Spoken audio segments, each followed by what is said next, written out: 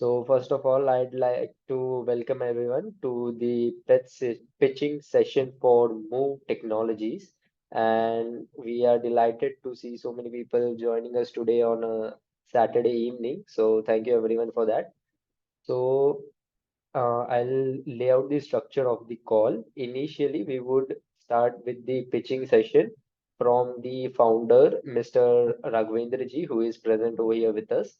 And then after the pitching session, it would be followed by a question and answer session where you can raise your hands and we'll unmute you one by one and take your questions.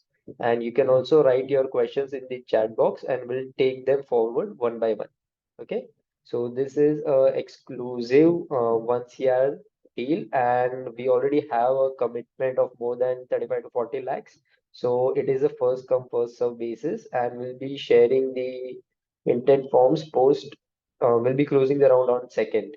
So we have Mr. Raghavendra here from MOOEV, and Mr. Raghavendra, please take it forward. Sure. Can you hear me, Bhargav? Just wanted to confirm. Sure. Great. Good afternoon, ladies and gentlemen. Definitely a pleasure to do this session through BizData platform. Would love to connect with each one of you possibly in the near future as well. Would love to exchange opportunities to collaborate as well. A quick background about myself. I'm a chemical engineer did my master's from IIT Madras. Come with over 15, 16 years of experience in energy space primarily, and also some transportation space. Started with Ernst & Young, in the renewable energy climate change field. Come with deep understanding of the core technologies that go in the batteries and solar, etc. And I started this company along with a couple of very senior gentlemen, including the profiles that you see on the slide, who come from ports background, railways background, bring in a lot of experience in terms both the network as well as experience in terms of opportunities that we are trying to address, the problems that we are trying to address here, which is of deploying electric heavy-duty trucks and charging infrastructure. And we are also supported by very senior operations team as well, who bring in a lot of, let's say, on-ground electrical and operational experience that is relevant for our deployment of these electric heavy-duty trucks. As many of you can appreciate, heavy-duty trucking per se is what I call as a small volume, but a very, very high impact segment, right? If you look at overall vehicles that run on the road, heavy duty vehicles, which primarily includes your buses, trucks, these two segments only contribute to 2% of the overall vehicles. But in terms of the impact that they have, be it the emissions that they generate, or be it the diesel consumption that it consumes, it is the biggest segment. It is the ultimate segment that needs to be electrified. This is the let's say the last frontier per se. In terms of the electrification goals that we as a country have, unless we solve this segment, we'll not be honestly making a meaningful impact in terms of our overall energy security or the emissions that we want to reduce from this segment. So each truck is let's say 10 to 15 cars. So it is both in terms of revenues as well as the the impact, both, right? Today, with the technology that is there in the electric heavy duty vehicle segment, the segment, the market opportunity we see is very, very huge. Earliest adopting segment we see today is the regional haul segment. Prior to, let's say, the long haul highway kind of segment, we are not limiting ourselves to just regional, but yes, highway is also definitely available. But the earliest adopter that we have seen is our, let's say, regional haul segments like ports, or like industrial clusters like cement, iron and steel, where majority of the logistics happens in and around that, let's say, the cement industry or the cement cluster or the iron and steel cluster, right? So when we say regional haul, imagine anything around that 150, 200 kilometers radius around that cluster, right? Where majority of the logistic happens in those domains. All just give you a perspective. All the dots that you see here are like a cement cluster. Similarly, you'll have a equivalent iron and steel cluster. Each cement or iron and steel segment roughly needs around 40, 50,000 of heavy duty trucks, both for their inward as well as outward logistics. And similarly, ports alone, need sizable, trucking operations as well. That itself is like another 1.5 lakh truck. So this regional haul segment itself is like, upwards of, 2.5, 3 lakh trucks, right? So the other way to look at it is, in India, overall around 1 lakh trucks that get sold every year in India. Out of that, roughly 45 to 50% goes to this regional haul itself, not the long haul. Similar percentages in the long haul, the highway segment, and the rest might be in a smaller urban kind of segment, right? So this is a fairly very, very large segment. So coming to the problem statement that we are trying to address here, and this is per se pretty similar in cement or iron and steel or even the port segment, right? So traditionally, the cement industry, let's talk about one simple cluster, right, to begin with, just to give you a perspective of the operation that happened there. So within any cement cluster, you'd have anywhere from 50 to 20 cement manufacturing plants located. And out of that, let's say you could always have the marquee branded names, branded companies, the tier one manufacturers like, Ultratech, Dalmia, JK, ACC, Ambuja, Adani Siemens. And you'll also have some regional manufacturers, who are very specific at, right? Overall, they would roughly require 1,500 to 2,000 trucks, and majority of these trucks are operated by the local transporter ecosystem that is present there. So each transporter might have less than 5 trucks. There may be one or two who may have 50 trucks per se, but prima facie, 90% of these trucks are operated by small individual operators. The challenge that they face in terms of transition to EV is obviously they don't have bandwidth to transition to, because just like any other EV vertical, be it the smaller LCV or two-wheeler, EVs traditionally cost twice more expensive than the diesel counterpart. At the same time, though they are twice in terms of capex, operationally they are very, very lower to operate, right? Compared to the diesel, it only takes around the energy cost, the operation cost would be roughly 50 to 60% cheaper to run on a per kilometer basis, right? So that is on the transporters themselves are not in a position to transition. On the other end, cement companies or iron and steel companies, traditionally, they may have a couple of trucks that they operate, but primarily, they would tend to not, operate the vehicles, the logistics themselves. Though logistics itself is a substantial cost of their operation, because cement or iron and steel, their primary objective is to manufacture the cement or manufacture the iron and steel, right? Not to per se, invest substantial resources of their own capex, capital on the vehicle, or and operating these trucks is also administratively intensive process for them, right? So that's where they tend to engage with a third party transporter to do the job. And unfortunately, as we alluded earlier, the traditional transporters themselves are yet to transition to EV.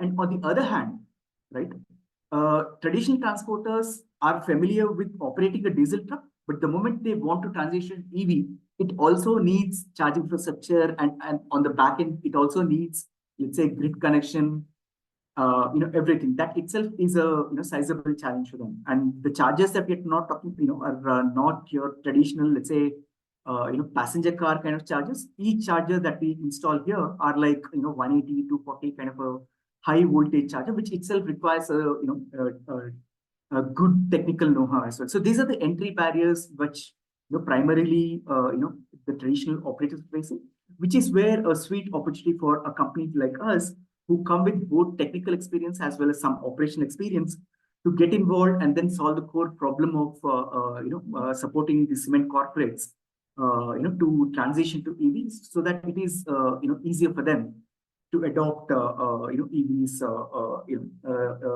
per per se. So the problem that we are trying to address is, where we've created this platform where we aggregate the demand in the cluster, we put the charging infrastructure on the key routes, based on the vehicles that we deploy, and we take care of end-to-end energy, infrastructure. And on the other hand, even on the vehicles, we source the vehicles from the OEM, we interface with certain NBFCs who have the asset on their books and then lease the vehicle to us. And we run day-to-day logistics as well as the charging infrastructure. Because today it is entirely greenfield. When we go to any of these clusters, there's no charging infrastructure today. There may be some infrastructure that is meant for, let's say, passenger cars, but those are obviously not suitable for the trucking. So it's entirely greenfield. So when we go in, we have to go all in, right? We have to build the infrastructure and we have to deploy the fleet as well. And being a part of a cluster that itself, offers some inherent advantages as well, right? Instead of talking about just one customer, having a cluster-based approach also helps in terms of optimizing on the infrastructure that it needs on the charge infrastructure, and then we can also co-leverage some of these infrastructure for other players located in the cluster, right? So just to give you a perspective on the supply side of the vehicle, so there are a couple of vehicles today available. Some of you might be aware of these vehicles which have been running in some locations. Just to give perspective, today there may be about 100 to 150 trucks overall, EV trucks that are operating in India. So this is very, very nascent industry, which has been only been evolving over the last 1 to 2 years. And all these 100, 150 trucks, majority have them themselves been deployed by the cement or iron steel companies, the corporates themselves, because they wanted to first assess whether these vehicles are suitable for their kind of operations. And today, now having run some 100 plus trucks, they're comfortable that they definitely meet their requirements, and they want an external party to like us to deploy these vehicles and operate the entire both the vehicles and infrastructure. Our core business model per se is do a simple fleet as a service that you might have seen in the other vehicle categories like LCV or a passenger car or even two-wheeler. Imagine us like urban passenger car EV fleets that you see today in your urban cities. But except that we are not in a B2B, we are not in a B2C space. We are in a pure B2B place that itself offers certain advantages. And we also build our own charging infrastructure for our own vehicles, right? And tomorrow, if any fleet operator wants to bring in their own EV fleet, yes, they can co-leverage our charging infrastructure also here. So that way, we don't want to be purely seen as a competitor to the existing transported ecosystem there. We want to showcase that EV trucks can, do the job that traditional diesel trucks have been doing today. And once they get comfortable, they can definitely use our charging infrastructure so that we have a complementary equation. And it also offers an inherent advantage in terms of asset utilization, both on the charging infrastructure, energy infrastructure that we'll be building as well, right? And when we move to transition from diesel to electric, it needs to be appreciated that this is not just about fuel change or energy change, right? And it is not just about transportation. When we move from diesel to electric, it also adds certain layers of complexity which don't exist in the diesel. The diesel, obviously, you have diesel pumps where transporters go and fill the diesel, which is, let's say in any given point of the time, in a given day, it will be constant, right? It doesn't fluctuate as much. And incidentally, over the last 2 years, it hasn't fluctuated at all, right? When we transition to EV, many states already have a time of the day metering. So when we charge, how much we charge, at what time we charge, and what is our source of electricity, all these matters to our bottom line, right? So it is not just about, as I said, transitioning from on the energy source, operating these EV trucks in these geographies, in these segments, also adds certain additional layers of complexity where it becomes a very, very data intensive process as well. So where we have created our own, software platforms where we monitor both fleet operations in real time as well as our charging infrastructure operations in real time, so that we can schedule when to charge, how much to charge based on the fleet requirements, that are there from our customer segment over the course of the day, right? So where we are today, we have signed a couple of contracts, with marquee customers today, and as well as we do have a very strong pipeline to deploy over the next 2 years, to deploy over 300, 400 trucks, right? So just to again make a point here, heavy duty trucking is a low volume but a high value segment, right? So in terms of just perception, the numbers might seem small, but imagine that each vehicle we are talking about is like 10 to 15 times more intense, let's say cost intensive than the car, right? So when we say 100 trucks, it is, imagine it is equivalent to 1,000 to 1,500 cars, right? So we have a very strong demand both from the industrial segment and as well as the port segment. Today we have not started the port segment, though our founding team comes from that, because ports requires a unique vehicle like Ashok Leyland's 4x2 form factor, which will be available over the next couple of months. And once that vehicle becomes available, we'll definitely be looking at ports as well.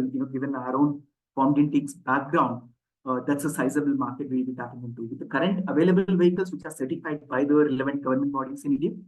So iron, steel, cement are the most appropriate segments, right?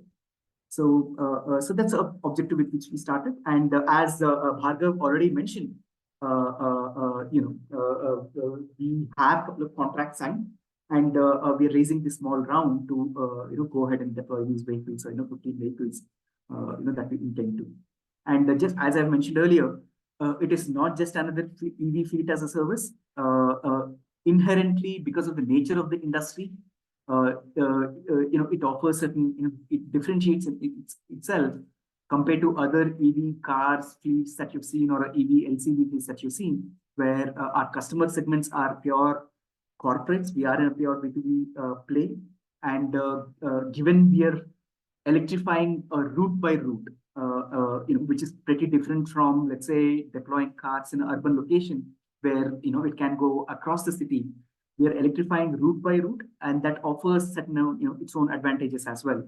So we start with the fixed routes, known routes, where we know what would be the asset utilization in that segment, and then gradually scale our deployment, both the charger and the EV trucks deployment organically, right? So where we are, we have the contracts today to deploy these vehicles. And we, as Bhargav mentioned, we have a lead investor who's done the thorough due diligence, and we have a sizable commitment as well out of this initial round. And where our money would go towards is to bring in build those charging infrastructure up and running. Just to make again make a point here, heavy duty charging infrastructure has its own capital requirements, right? Unlike let's say a smaller vehicle fleet requirements, where traditionally your charger might be 20 kilowatts or a 50 kilowatt kind of a charger.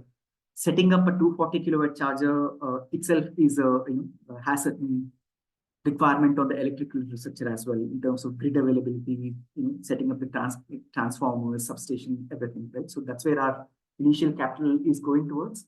And yes, as I've earlier mentioned, we have partnered with NBFCs today, for these initial, vehicle deployments, to alleviate some of the, financing risks. We are also committing certain, let's say, security deposits to make sure that risks are, appropriately, assigned and mitigated. So that's where we are, our current fundraise is. And as Bhargav mentioned, we're trying to bridge this small 1 CR gap. We did have 1 CR a commitment earlier as well. We had 100% commitment, but we are trying to make sure that we have the right partners on board. That's where we'd love to engage with you, answer any questions that you might have, and explore opportunities to collaborate together as well. Thank you for this opportunity once again. Thank you, this data team, to facilitating this call.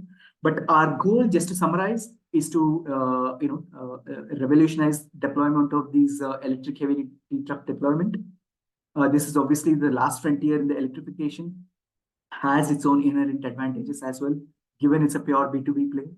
and it also, given how industry is evolving, it also over the course of time, over the next let's say 5 to 10 years, we do have a very very strong vision to look at other verticals that open up once we scale beyond let's say initial few trucks to let's say hundreds of vehicles, because we are talking about multi-megawatt charging infrastructure here, right? So that also definitely opens up some other verticals that we can look at over the course of our journey.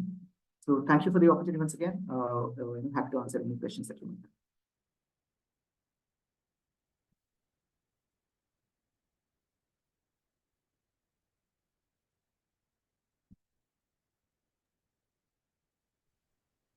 Thank you, Raghvendra ji, for such an insightful deep dive into your industry and your startup.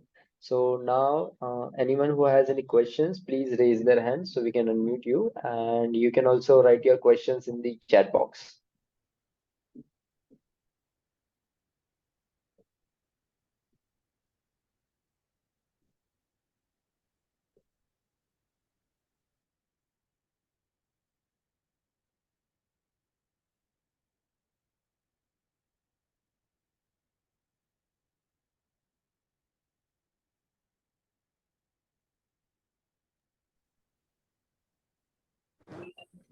So hello Okay. Raghavendra, I'm Aditya this side. Hi, yeah. So I have few questions about MOOEV. So firstly, so my basic question is, what is the servicing cost for these heavy duty vehicles? See, there are multiple ways of looking at it, right? Okay. Right? When we sign the contract with a customer, we are obviously looking at long term. And to finance these vehicles, given it's a very, very nascent industry, one of the objectives that we look at, both we as well as our financing partner looks at, is obviously we need to have a proper AMC contract with the OEM. Given this is young segment altogether, right? We've only seen around 100 trucks being deployed in India overall. Though globally there have been this industry is growing very very rapidly. Coming to the Indian context, yes, we have to have a very strong AMC contract with our OEM. So any technical risks that might arrive, that needs to be properly supported by our OEM partner, right? So that's why we sign these long-term AMC contracts with the OEM, so that they also have that on-ground support on a day-to-day. But at the same time, there are multiple, two primary, let's say, both on the service side as well as the maintenance side, right? To look at, one is the mechanical or the electrical, right? On the mechanical side, majority of the mechanical aspects of the vehicle are pretty similar to what you'd see on a diesel truck, right? So all that ecosystem already exists that serves the current diesel truck operations in these clusters, right? So those traditional mechanical service companies themselves, local mechanics can address some of these. Let's say it could be your suspension or some mechanical breakdown or issue, right? On the electrical side, one advantage that we have seen, especially with the heavy duty vehicles, when I say heavy duty here again, it could be these 100 trucks or even the buses, right? Given these are all liquid cooled on the battery, the amount of service requirements that you see, especially on the LFP based batteries, are actually very, very less. Exactly. You might have seen some issues with the NMC batteries, but on the LFP batteries, given LFP, the nature of the chemistry itself, given it is very, very suitable for, let's say, tropical, high, hot environments, they have done, performed really well, both on the buses as well as, some of the other segments where LFP is getting deployed, right? So fortunately, all the vehicles, heavy duty truck vehicle OEMs are only focusing on LFP battery, except one OEM who's looking at NMC. But I'm sure over the course of time, they'll also evolve to, let's say, better thermal. So do these requires different charging equipments for both the batteries? No. Okay. Some OEMs still use GBT chargers, which is the standard in the China. But some OEMs like Ashok Leyland have already used the CCS2 standards on the chargers, right? Only difference compared to the other batteries is that it is just higher rated in terms of kilowatts, right? It is still CCS2 itself in terms of the connectors, but it is very similar to what you would see for all the EV buses that are getting deployed in our urban locations, right? So it's pretty similar in terms of the charger, network chargers, the EVSEs themselves, or the backend infrastructure. My second question is, how much less is your logistics cost as compared to the normal heavy duty vehicles that are present in the market? So that is actually the, let's say, the key question, the most sensitive point for us in terms of, asset utilization, right? What we have seen is that in terms of overall total cost of ownership, given EVs have a higher capex but have a lower opex, we need to operate truck at least for 6,000 kilometers every month to make it viable vis-a-vis your diesel truck. More let's say the asset utilization, obviously the better the economics gets. But when we look at opportunity, the first thing that we look at is whether we can do these 6,000, 7,000 kilometers a month or not, right? That's a primary checkpoint that checklist that we have when we focus on the cluster or the customer segment. So, but fortunately, what we've seen is that even with these 100 vehicles that have gotten deployed, given the segment itself understands that asset utilization is a very key parameter. There is both incentive for even the corporate to use these trucks as much as possible, and we've seen that some trucks have even run for 13,000-14,000 kilometers per month as well, right? Okay. So ultimately, in terms of pure cost comparison, it boils down to your asset utilization in terms of number of kilometers. But the 6,000 is what we look at just to make sure we break in vis-a-vis diesel. Okay, and what is the maximum range of the particular vehicle? So when we charge the vehicle, each with highest load. Yeah. Let me go to the vehicle images here. So the 55 tonners do give 120, 130 kilometers for one full charge. And to recharge the battery, it takes roughly 1.5 hours. Okay. And this is on a, let's say, traditional, let's say, state highway or a national highway kind of terrain, right? The moment we go to, let's say, off-road application like a mine, obviously mining has its own, let's say, terrain, right? Exactly. So it depends on the gradients and everything. Okay. And what are your plans to deploy the charging infrastructure? So we go cluster by cluster. Let me go back to that image, right? So within each cluster, you may have, let's say, 10 key routes where majority, 90% of the logistic that happens, right? Whether they could be,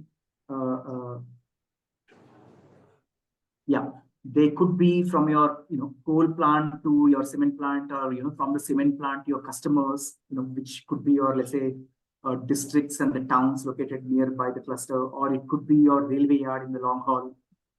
It's not for the long haul requirements, right?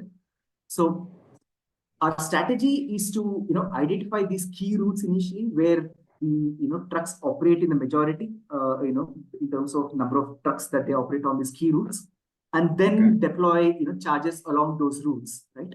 So today we have few projects where majority of the operations are between the power station and the cement plant, right?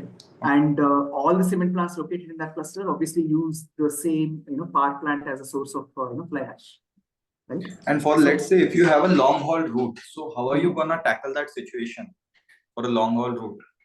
See, in these clusters, right, especially in the iron and steel or cement industry, majority of the long haul happens via railway. And the railway yard is located, let's say, 30-40 kilometers from, these key cement plants, right?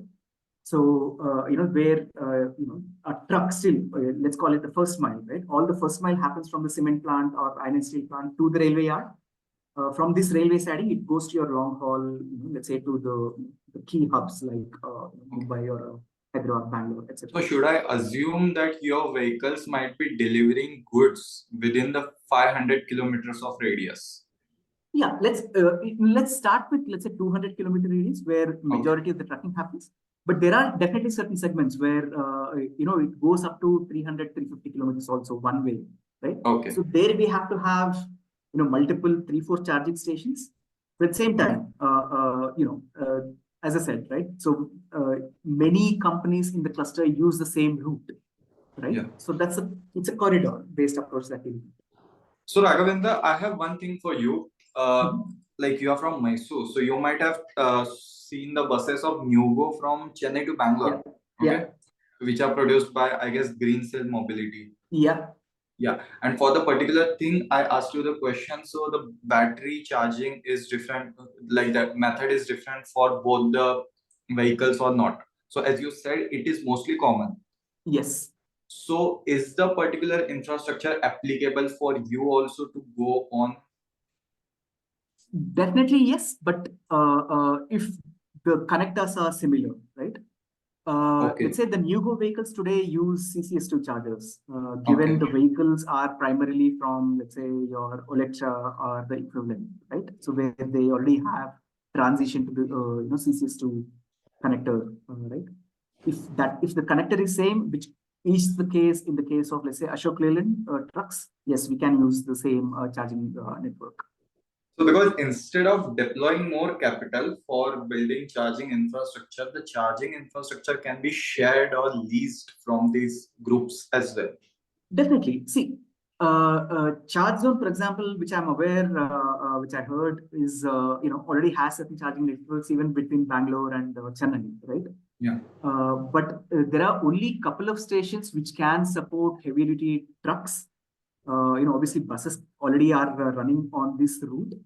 But the point is the cost of power is also something we need to make sure it is competitive as well. At the same time, we have to see whether, just to take the example that you mentioned, what is the logistic that is there between this Bangalore, Mysore itself is something we'll have to see first. And whether the trucks are doing the 6,000, 7,000 kilometers minimum. Yes, as long as that criteria meets for us, yes, we can definitely partner with the existing charging Because the networks. thing is, Green Cell Mobility has a good amount of network across India. Yeah, they do. But at the same time, we have to make sure the power is also, the cost of the power is something we have to factor as well. Yeah, exactly. Right? Today, grid says, they can give the power at 6 rupees, 8 rupees. Right? That's a state tariff state-specific order, right? And if it is in the same range, yes, we can definitely co-leverage. But if it is much more, we have to evaluate whether that makes sense or not. And at the same time, just to make another point, right? Logistics is a 24/7 operation, right? And we have to make sure we also have the availability of charger when we need it. And it depends on the segment. We don't want to go to a charging station, which is the challenge that we see in many of the cars, cars that are getting deployed in urban cities, right? KP Diesel today has a very low tariff in Bangalore, just using the same location example. But unfortunately, many Uber drivers or EV car drivers are not able to leverage that. When they go to a private charger network, they end up paying almost like 15, 20 rupees per unit, right? Yeah. So we don't want to end up in the similar scenario then. So in we have to basic make terms, sure the charger is available when we need it. In basic terms, I would like to say you are a blue smart for HDV group. Absolutely. Category. Yes. Is it? Okay. And the last thing I have to ask is, what is your financial projections for the next 3 to 5 years? See, there is the way the whole let's say the ecosystem or the segment is that the entire electric heavy duty segment, right? This is a nascent industry where entire ecosystem, both from the OEMs as well as customers as well as fleet operators like us, are going through our own learning curve, especially the NBFCs and the banking institutions. Unfortunately, as on today, there's no policy, let's say, specific support for heavy duty. Hope the entire industry is hoping there will be something in the FAME 3 where there is something for the heavy duty trucking as well. But as on today, under FAME 2, there is nothing, right? But yes, given that is the stage the entire industry is in, obviously the primary challenge is how do we get the vehicle finance system? There is the demand, there is the supply. These are not the two constraints. The challenge is how do we get the vehicle financed? But given we are in a pure B2B play, after initial few deployments, we believe some of these core financing challenges will be addressed. The way we are looking at it is, each vehicle gives us a revenue of roughly 6-7 lakhs a month. That's roughly 50-60 lakhs a year, right? So we are talking about deploying at least 200-250 vehicles over the next 24 months. So what is your that's the current target we have. ARR accordingly? So we are pre-revenue as on today. What we have is a contract which gives us a revenue of 60-70 lakhs a month. Okay, perfect. Yeah. Thanks.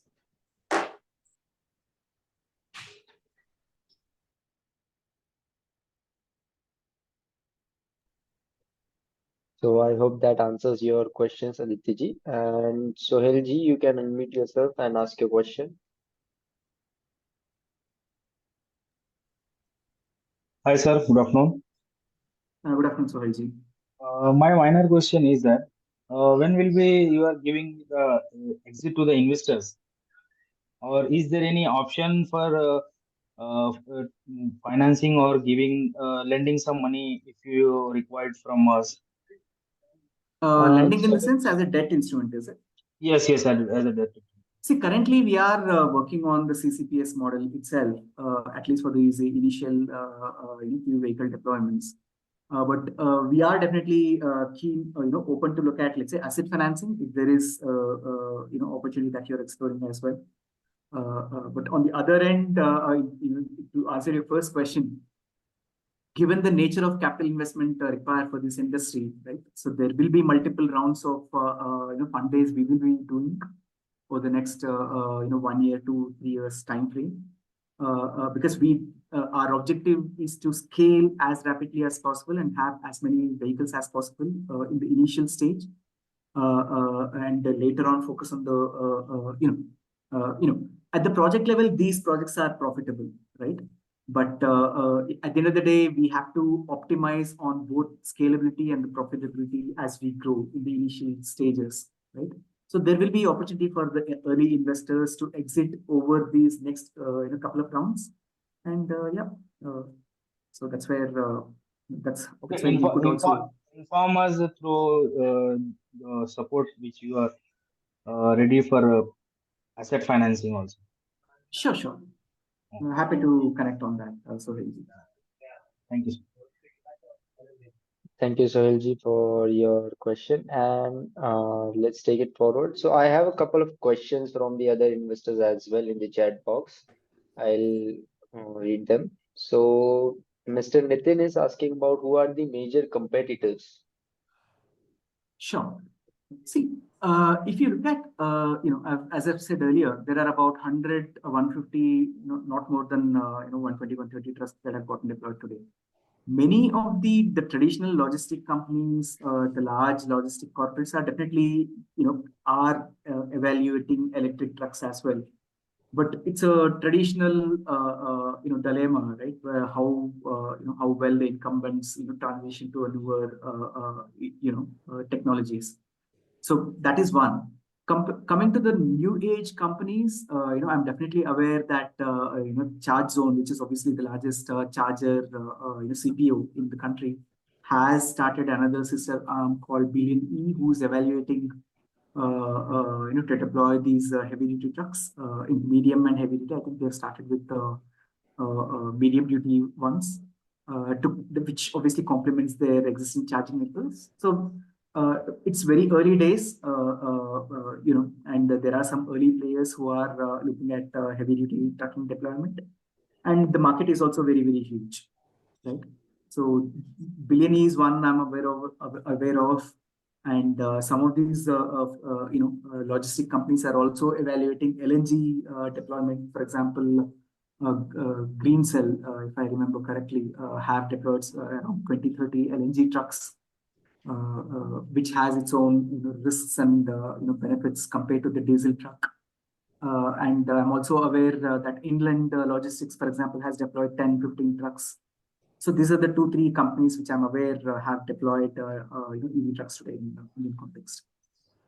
But no one has deployed more than 10, 15 trucks today. So Raghavendra, what I think is deployment is completely dependent on finance options. Okay, financing. The one company or the XYZ company who has lots of finance can deploy lots many vehicles. So what is the moat for you guys which restricts the entry of other competitors? See, given it's a very, very early stage, right?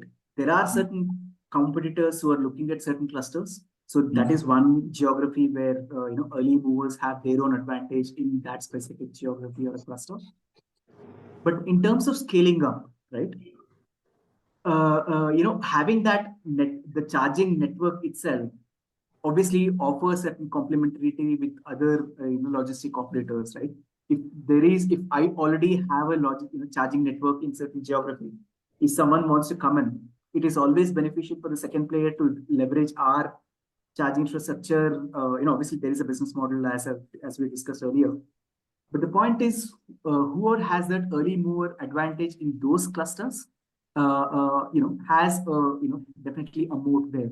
And second point, deploying 1 or 2 chargers is not a challenge part, but deploying, let's say, a megawatt or a 2, 3 megawatt charging infrastructure is actually substantial, a very, very large challenge in itself, right? As we scale beyond, let's say, 5 or 10 trucks to, let's say, 20, 30 trucks in a single corridor, we have to have a multi-megawatt charging infrastructure. Just to give you an example, many cities today that have deployed electric buses, right? Even for that, where the operator is your own government body, and obviously DISCOM is also a government body. Even for those government to government relations, to set up a 2, 3 megawatt charging infrastructure takes more than 6 to 9 months, right? Just to upgrade the transmission infrastructure from the DISCOM's transmission side, and then make sure the power is available to supply to that charging station, to that specific location, is a scalable problem in itself, right? So that's where having that early mover advantage helps a lot. And the question is, why do you think the cement cluster is the only market to you to cater to? See, we are not saying cement is the only market. The cement, iron, and steel, all these are pretty similar in terms of operations. But what these industries have an advantage in, that's where they are adopting very, very early, is that majority of the logistics happens, in and around that itself, right? If you see all, let's say, 100 trucks that have gotten deployed, 90% of them are deployed in a scenario where the charging station is within the cement plant, right? They're not outside the cement plant and then where they get the power from the grid. Majority of the charging stations are actually within the cement plant where the source of power is their own captive power plant, right? And they operate trucks back and forth within that 30, 40 kilometer radius, everything, right? So, that's why they are the early adopters than, let's I'd like say. to mention one important point, like there's a big player in the transport market. If you might know, VRL Logistics from your side only. Yeah. Yeah. So VRL has a lots of trucks, like it has a good amount of fleet. Second thing is it has a large connectivity across India, taking it from mountain terrains. Right. Yeah. And third thing is they have mastered the operations. Right. So why don't you think these guys can enter your market or the segment that you're targeting in?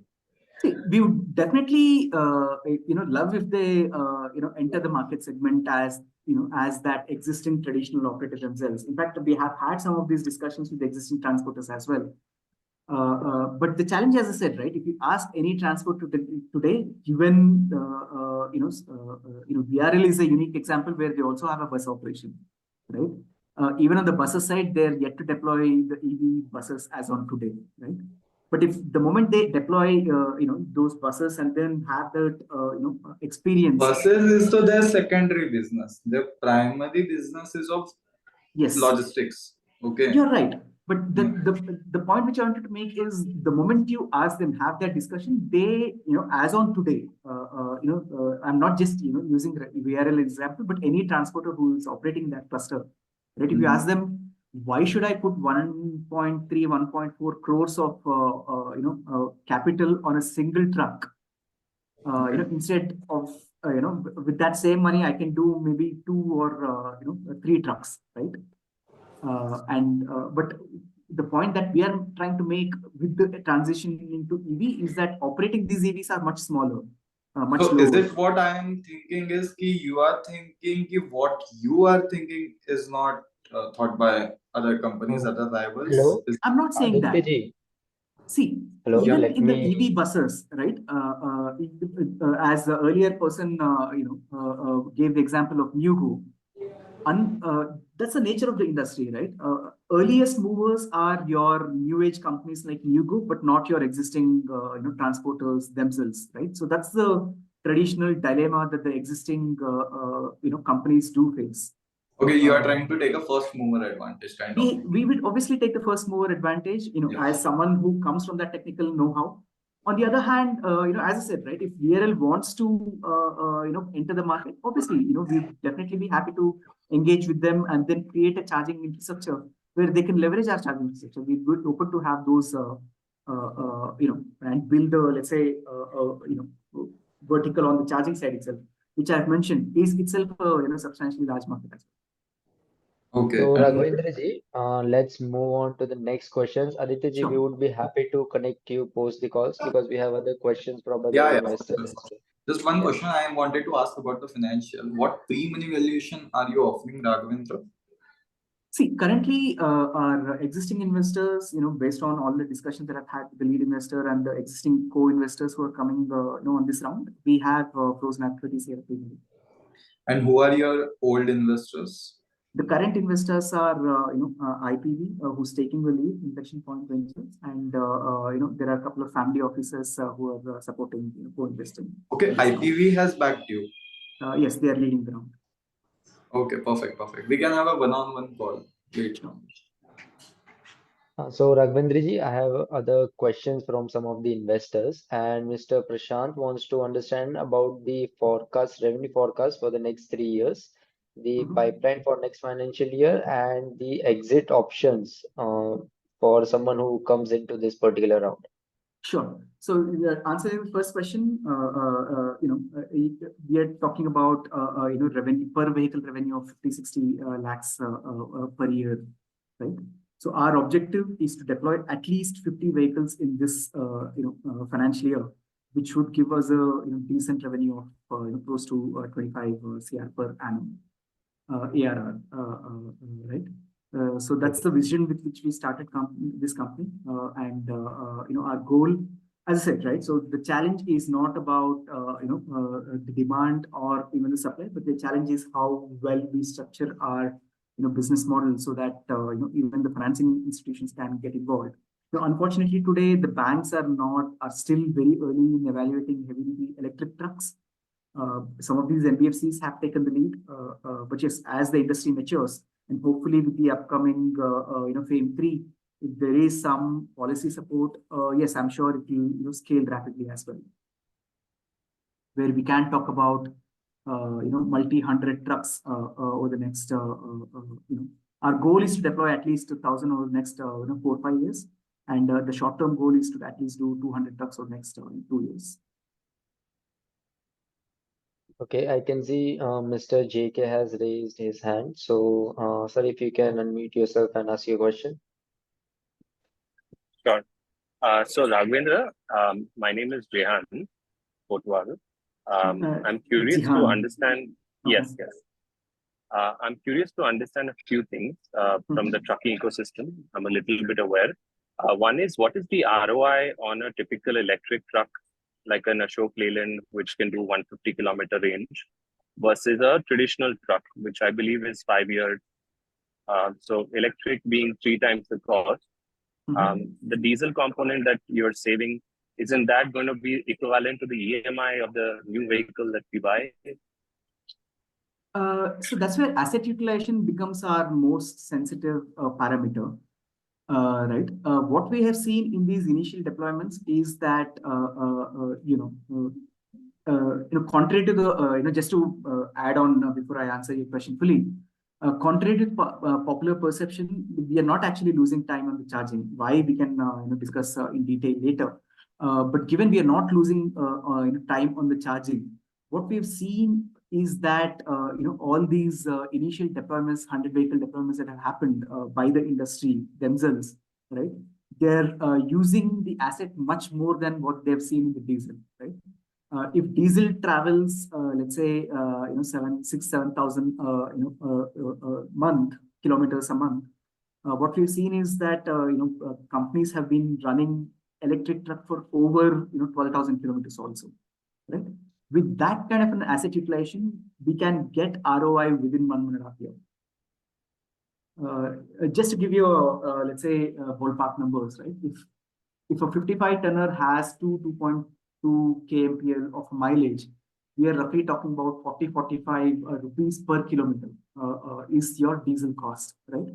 On the other hand, if you look at electrification, given each kilometer needs around two units, we can charge the vehicle within let's say 15 to 20 rupees depending on the state and the tariff that state has, right?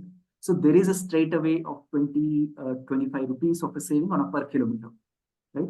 So better the kilometers run, better your economics and arrival gets.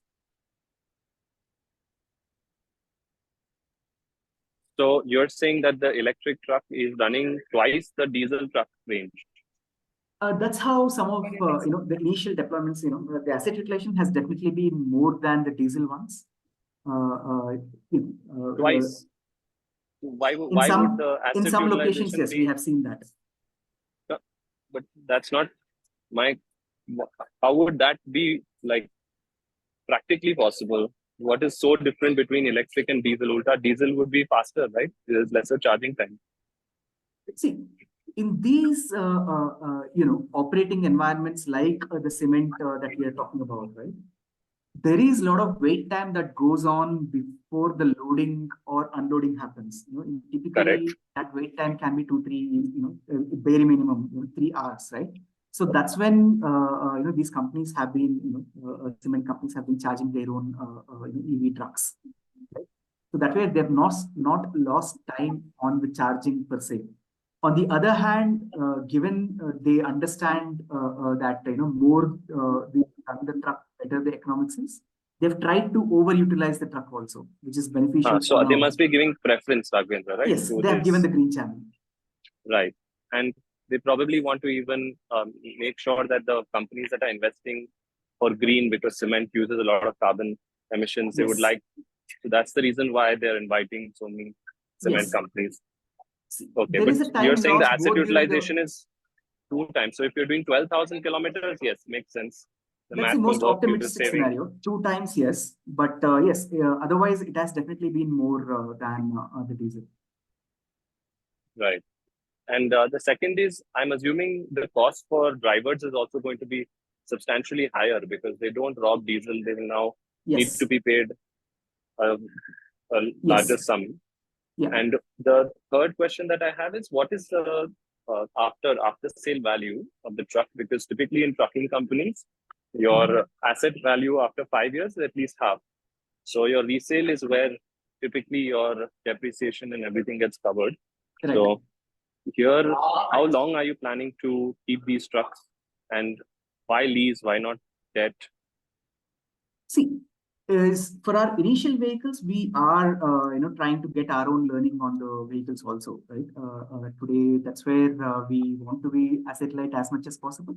But to answer your larger question, you're definitely right that asset will definitely last for at least, let's say, the non-battery component will definitely last for upwards of 15 years in terms of the life of the asset itself.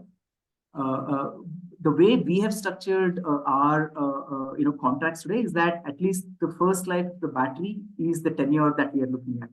The first life of the battery can be anywhere from 7 to 10 years, right? Depending on how well we utilize the asset. And the OEMs themselves are giving the AMC contract, battery warranty for these kind of tenures as well. Some of these OEMs are even talking about 10-year warranty, right, with the AMC contract signed.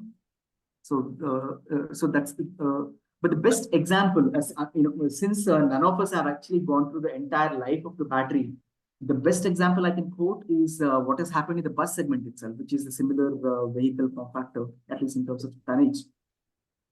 Some of the first initial buses have gotten deployed in our country back in 2016, right, by a company called Goldstone, the Hyderabad-based company, which you might be aware. Their buses are still running today, even on the first life itself, which has been running for the last 8-9 years, right? So we believe with these, that was a battery technology which was available 8 years ago. With the current battery, I'm sure it will last much longer as well. And the battery itself, the warranty itself is, we are talking about 8 lakh, 9 lakh kilometers, right? Obviously, at the end of the day, what depends is, how the state of health is dropping on the battery, whether with that, let's say 80% of, if the state of health drops down to 80%, whether that is sufficient to run that specific trip, all those questions have to be looked at, right? As we scale, if that happens, whether adding another charger, charging station location helps to alleviate that risk immediately after 3-4 years, all that has to be evaluated and worked out. So the secret sauce is asset utilization in your case. Yes. But my concern is in the cement industry, whatever limited experience which I have seen, the vehicles don't run more than 6, max 7,000 kilometers, even in local. Yeah. I have a fleet of 150 trucks myself. Okay. So given that experience, otherwise we all would have rushed into electric trucks a long time ago. And the buses also ecosystem that we try to compare it to is because government gives heavy subsidies for buses. So that's the reason why there are no long haul players like VRL trying to do electric. But the key is, I believe, I agree with you that this is a very new space and a massive opportunity. And a lot of companies, even our own customers, are asking us for electric. So they're coming to us saying, hey, do you have a solution in LNG, electric, something? So one of the challenges you might face is that the traditional companies already have a foothold. So one is you need to exceed and give this and scale up faster. So I think your biggest USP is the first mover advantage and scale. But Yes, again, sir. that's not a strong enough moat because eventually others will see that model. And I think your moat ideally could be the charging station, buddy. Yes. So, So the location and the charging station, as we grow, becomes a critical factor. Correct. The ports is something I have not spoken about, but ports is also a very interesting segment. Unlike, let's say, a cement or iron and steel, where you could have, let's say, 10 different routes where logistics can happen. Ports typically follow, few key routes, yes. right? Yes. And and Adani has already done on those routes trucks. itself becomes the the moat in itself. Correct. BYD is happening in Adani and Hazira as well. So it's very successful there. Again, the key for them is ROI. So I believe what the biggest challenge right now people are facing, and probably you will as well, is that what we're saying 1.5, 2 years is not feasible at this point. It's still 4 to 5 years. But that being said, I'm sure as you scale, your economics gets better, and hopefully that these companies give faster turnaround time to startups like you and make sure that you can reduce the ROI much lower. Absolutely, sir. So would love to, given your own logistics experience, would love to connect and work with you, and then present how possibly discuss how things are evolving. But as you rightly said, asset utilization is the key here, and even in these segments where we are deploying today, what we have seen is that green channel is definitely available at the customer segment, the cement industry, right? But unfortunately, green channel, it is very hard to come by, on the other side of the equation, where it could be a power plant, where the existing transporters themselves have their own, ecosystem in place there, right? Yes, but what we have seen is, definitely that given cement companies have seen the benefit, of a lower logistic cost with EVs in the limited number of vehicles that they have deployed. I mean, obviously, having run those assets much more than the diesel, they would want to keep running those vehicles as much as possible as well. So that's where their incentive is as well. Good. Thank you so much, and all the best. Thank you. Thank you.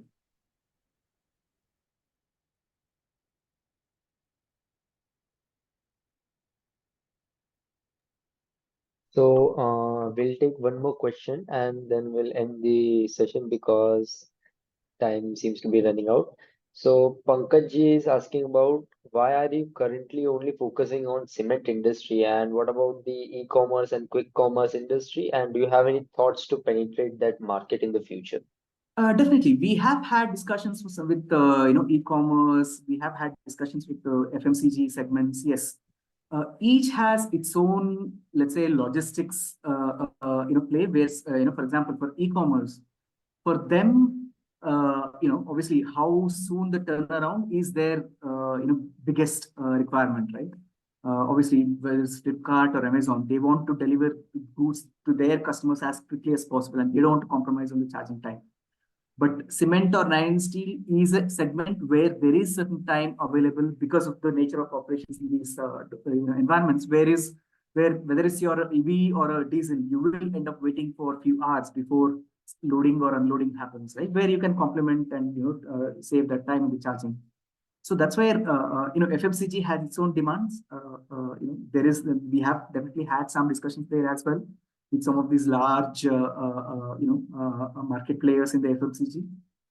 We would definitely be interested in that segment. But at the end of the day, it all boils down to which route we have to choose, and on that route, how many chargers we have to put, and with those many chargers, whether we can deploy, let's say those many X number of vehicles to make sure all our assets are, rightly utilized or not. Right? We don't want to be in a scenario where we have more number of chargers than the number of trucks that are operating in on that specific route, where we compromise on the charging station, because charging station itself is a sizable asset in itself. Right? So we have to match both so that asset utilization happens well both on the truck as well as the charging station.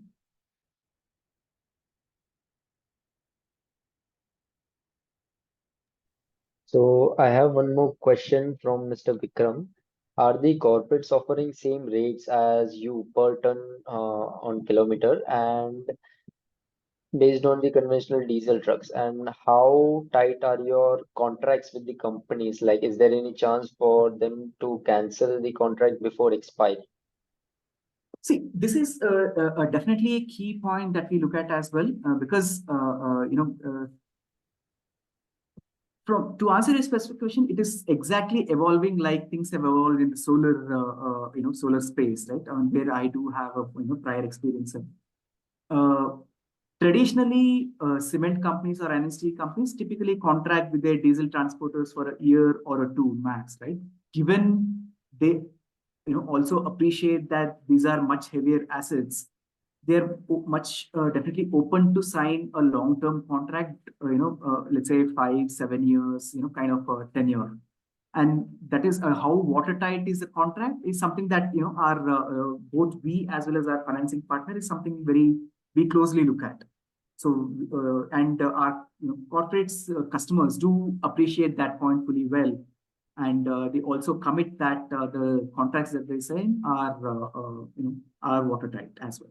So all three stakeholders, both my customers as well as we as well as our financials, all three of us fully appreciate that these contracts have to be watertight so that the assets at the end of the day are financed, and all three stakeholders reap the benefits of electrification. Okay, so I think we would end the session here. Thank you, Raghvendra ji, for giving such an insightful understanding about your company and the sector. And I'll also thank all the investors who could join us today on a Saturday evening. And if your questions have not been answered, our team will definitely reach out to you and we'll take it forward from there if you have any more questions. Sure, So sounds thank good. you, everyone. Yeah. Thank you, everyone. Thank you, sir. Pleasure interacting with you. Thank you. Thank you, BizData. Thank you.